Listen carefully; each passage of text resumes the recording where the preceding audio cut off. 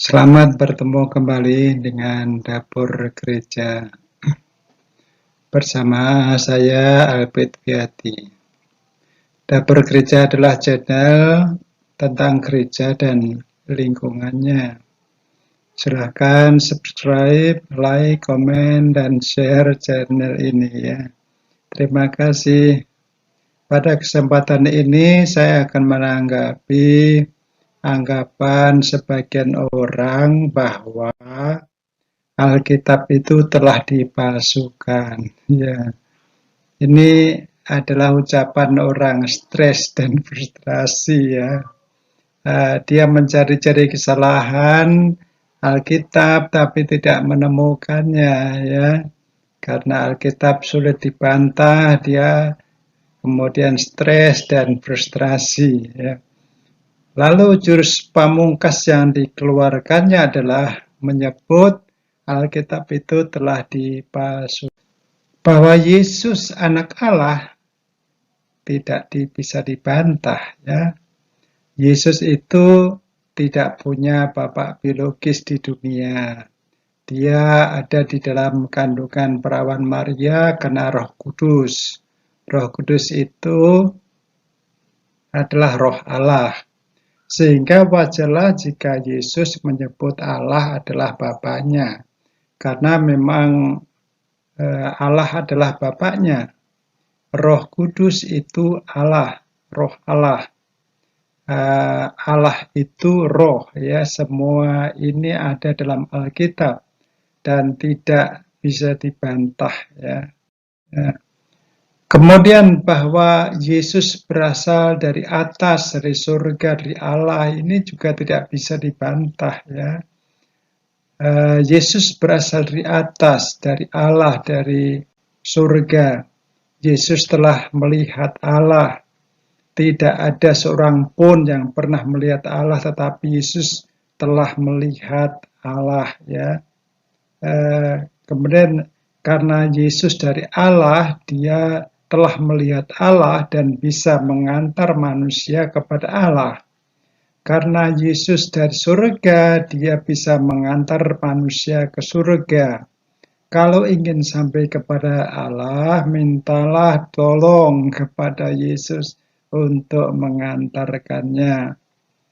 Yesus berkata bahwa tidak ada seorang pun yang sampai kepada Allah kalau tidak melalui Dia, ya. Allah adalah Bapaknya. Bahwa Yesus memberi hidup yang kekal ini juga tidak bisa dibantah ya. Hidup yang kekal ada pada Yesus. Hidup yang kekal adalah syarat untuk hidup di surga, di dalam surga. Yang percaya kepada Yesus diberi hidup yang kekal. Jika ingin masuk surga, harus memiliki hidup yang kekal terlebih dahulu. Cara memperoleh hidup yang kekal yaitu dengan percaya kepada Yesus Kristus. Dan bahwa Yesus menghapus dosa manusia itu juga tidak bisa dibantah ya. Dalam perjanjian lama, dosa dihapus melalui korban binatang yaitu domba, lembu, burung merpati, burung terkukur ya. Korban binatang ini diperlukan setiap perbuatan dosa. Dan tiap tahun dikorbankanlah binatang untuk dosa-dosa, terutama dosa yang tidak diketahui atau tidak disengaja. Hal ini disempurnakan dalam perjanjian baru, tidak di mana pada saatnya yang tepat korban sejati dinyatakan, yaitu penyaliban Yesus. Yesus ditentukan Allah menjadi korban untuk penghapus dosa manusia. Dia disalibkan sekali untuk selamanya, tidak berulang-ulang. Dosa yang mana yang dihapus? Yaitu dosa sebelum hari ini, dosa hari ini, dan dosa hari yang akan datang. Agar dosa itu diampuni, dosa itu harus diakui, mohon pengampunannya, dan juga mengakui bahwa penyaliban Yesus adalah untuk dosa-dosanya. Yesus disalibkan sebagai korban penghapus dosa manusia. Bahwa Yesus juru selamat manusia ini tidak dapat dibantah juga, ya. Yesus juru selamat manusia artinya Yesus tukang menyelamatkan manusia. Kenapa Yesus dikatakan juru selamat manusia? Begini jawabannya. Semua manusia telah berdosa. Karena telah berdosa, manusia akan dihukum Allah, dan hukuman itu kekal. Dan disebut mati kekal, yaitu maut. Tetapi Allah mengutus Yesus untuk disalibkan. Barang siapa percaya kepadanya diberi hidup yang kekal.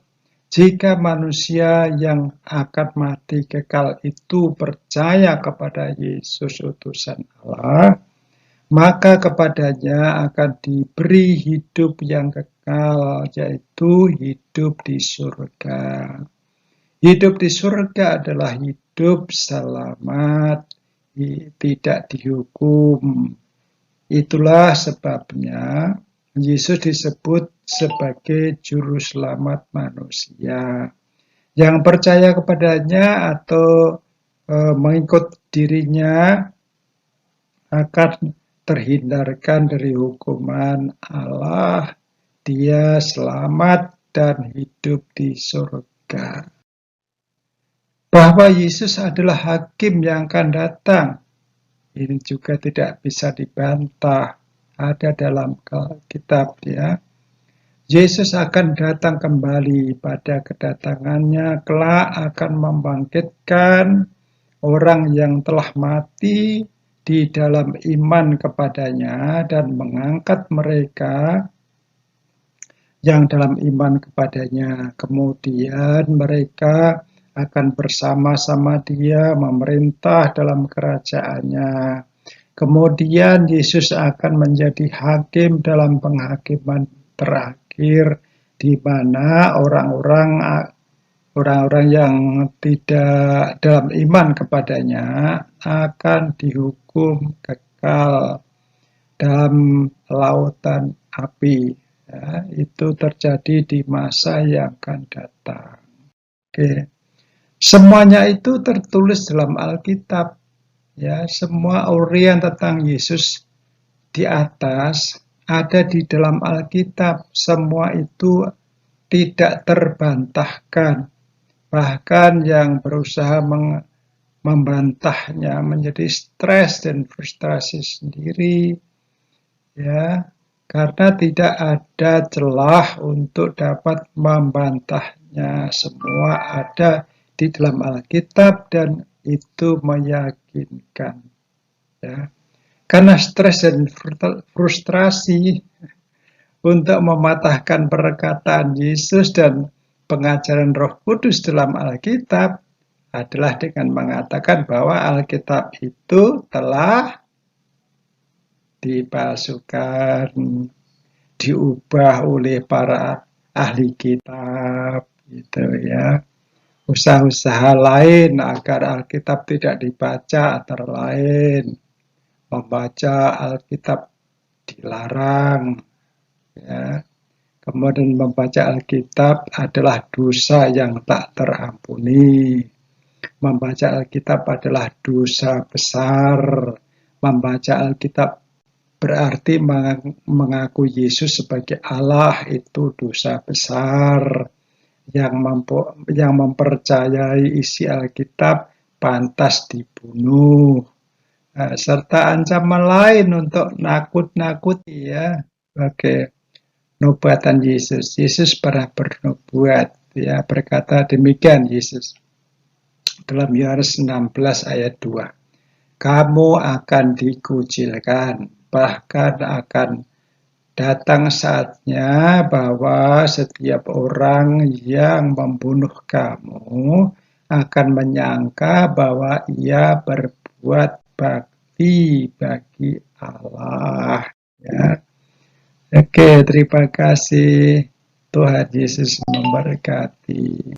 Terima kasih telah menonton. Sudah subscribe belum ya? Jangan lupa ya. Thank you.